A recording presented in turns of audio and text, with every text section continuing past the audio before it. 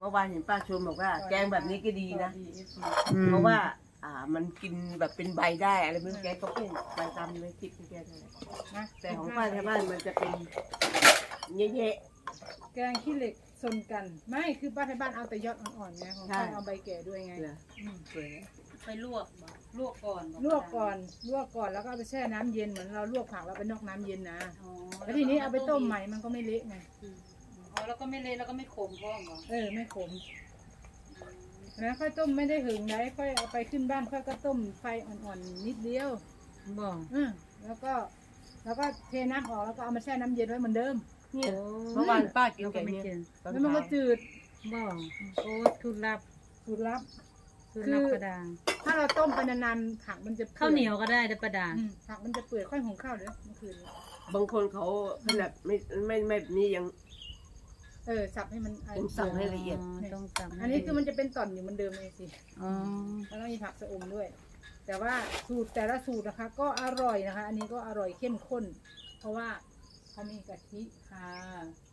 คนอีสานจะไม่มีกะทิจะเน้นปลาร้าค่ะนี่เขาเรียกหนังภาพยนตร์ไม่มากินไงยังไม่กินเสือเขาไม่ออกเดินทางกับเราเขาก็เลยไม่กินไม่ได้ออกเดินทางเขาไม่ได้กินนี่จะเป็นภาพยนตร์เก่านะยูซีเนี่ยสูตรไทยกับสูตรอีสานก็เข้ากันได้ค่ะมาภาพยนตร์คือไม่ใช่หนังอันนี้เป็นหนังหมูเป็นกากหมูมาแล้ววันนี้ตัวนี้ตัวฟอง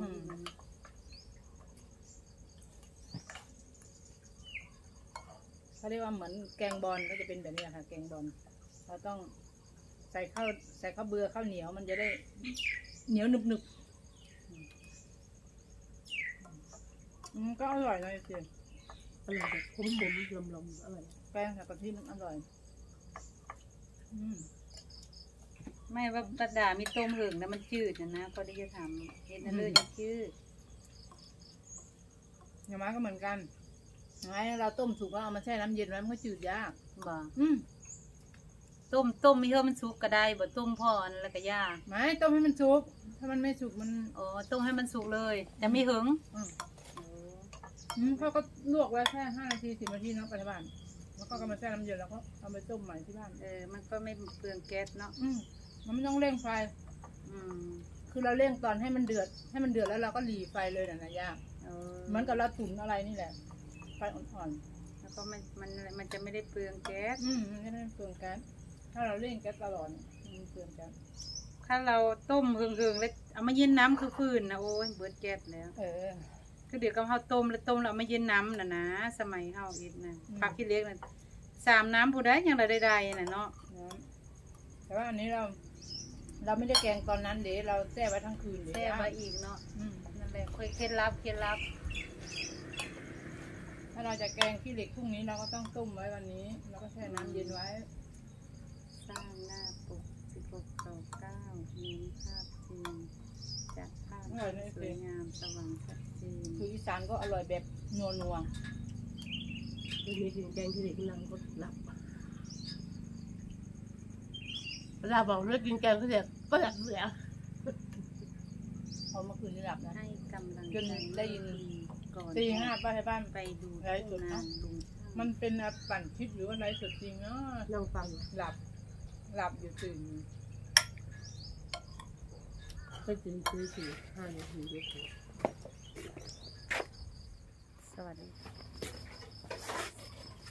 สดีค่ะขอต้อนรับเข้าสู่ช่องย่าซีกกอกนะคะเมื่อคืนฝนตก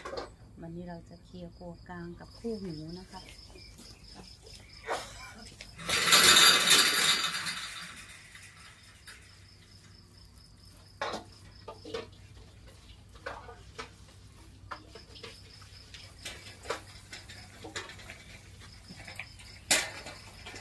อายุเข้าน้องดู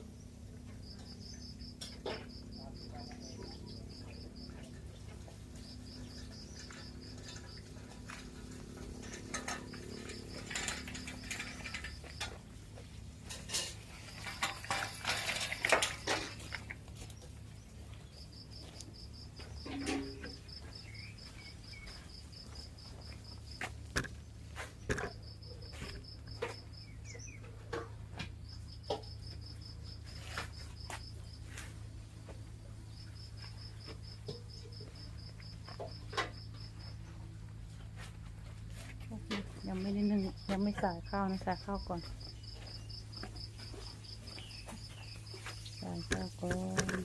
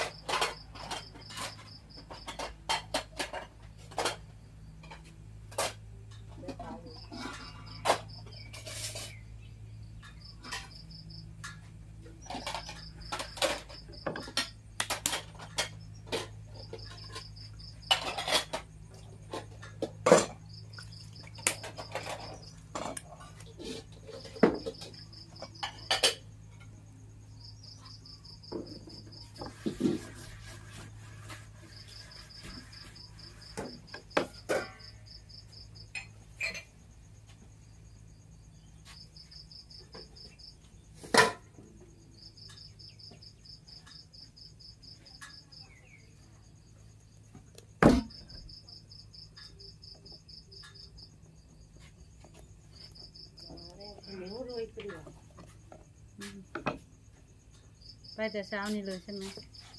มันก็8 โมงครึ่งตอนนี้ก็7 โมงคุณดวงใจคุณใจดีงามสวยนะคะสวัสดีค่ะคุณธุระรัตน์สวัสดีค่ะ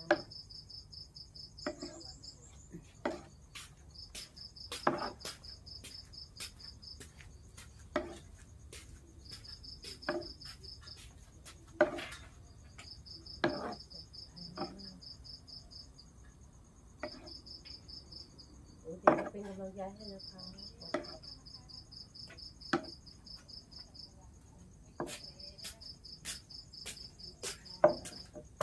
เช็คดูแล้วเป็นชื่อลูกชายต้องมาขึ้นลูกชายต้องไปแจ้งเอง เป็นแจ้งเองทำไม่ได้ของเสือทำได้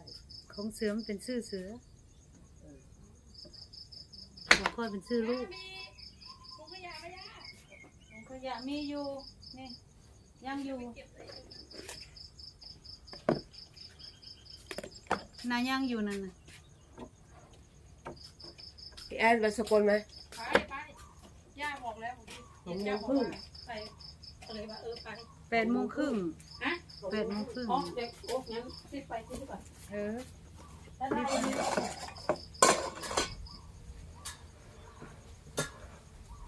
เรามันเตือนมาแล้วบอกรีบเราบอกต้องไปคนเด้อประดาอยู่ไสประดาอยู่ไหนบอกประดาเด้อ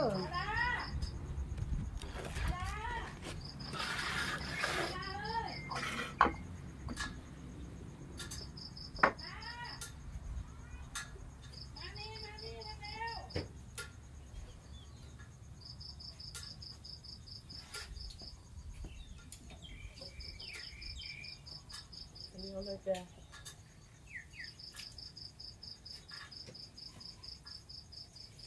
มีแกงขี้เหล็กอยู่นี่หว่ามีแกงขี้เหล็กอยู่ขี้เหล็กเป็นอะไรนี่ก็จะนั่งขอลงไลน์ก่อนนะคะขอบคุณนะคะทุกกำลังใจ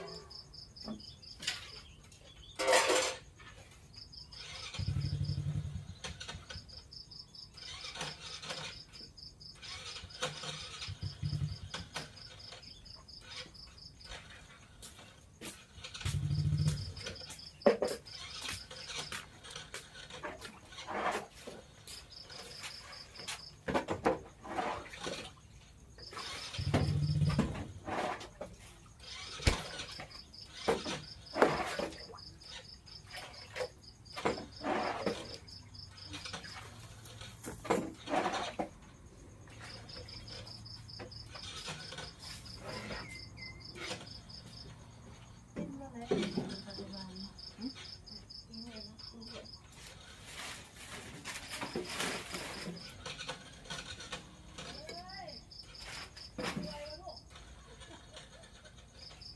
าไม่ติดแล้วบอก